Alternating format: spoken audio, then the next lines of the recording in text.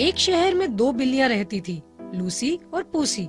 उन दोनों में बहुत अच्छी मित्रता थी और वे सभी काम मिलकर करती थी।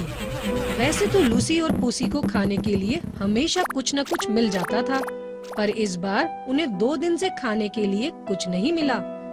ना ही कोई चूहा मिलता और ना ही कोई रोटी का टुकड़ा।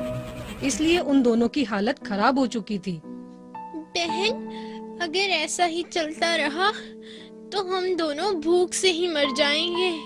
हाँ, सही कह रही हो, पर हम कर भी क्या सकते हैं?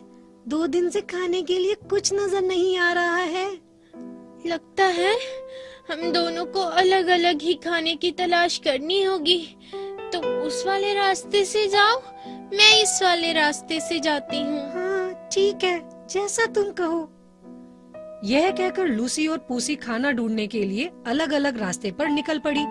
काफी देर तक ढूंढने के बाद लूसी की नजर एक रोटी पर पड़ी। उसने सोचा, वाह, आखिर रोटी मिल ही गई।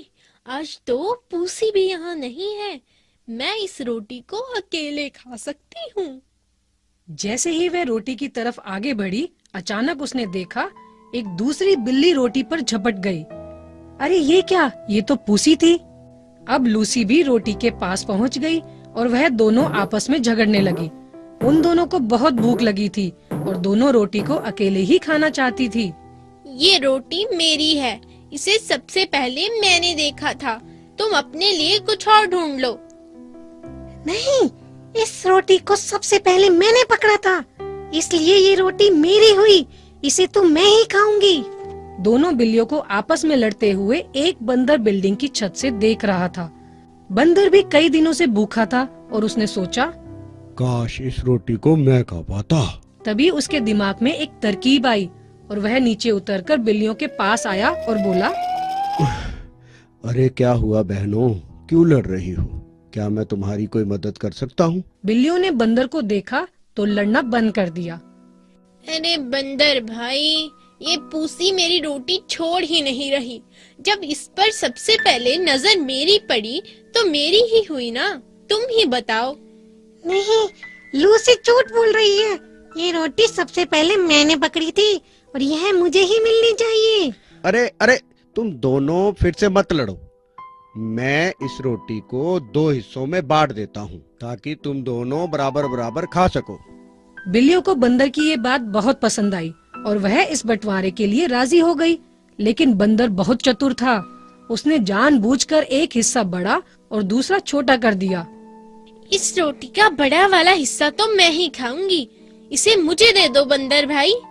तुम बड़ा टुकड़ा कैसे खा सकती हो? रोटी तो दोनों को बराबर मिलनी चाहिए। ओहो, तुम तो फिर से लड़ने लग गई। मैं अभी दोनों हिस्सों को बराबर में बांट देता हूँ। यह कहकर बंदर ने बड़े वाले टुकड़े में से एक टुकड़ा खा लिया। बंदर ने चतुराई से इतना बड़ा टुकड़ा खाया कि अब दूसरा वाला टुकड़ा पहले वाले से छोटा हो गया। अरे ये क्या, अब तो दूसरे वाला टुकड़ा छोटा हो गया। इस बार तो मैं दोनों टुकड़ों को बराबर कर ही दूंगा। अब बंदर ने दूसरे वाले टुकड़े से एक टुकड़ा खा लिया। इसी प्रकार बंदर दोनों रोटी के टुकड़ों को खाता गया जब तक पूरी रोटी खत्म न हो गई। जब रोटी खत्म हो गई तो दोनों बिल्लियों के समझ में आ गया कि बंदर ने उन्हें बेवकूफ बनाया।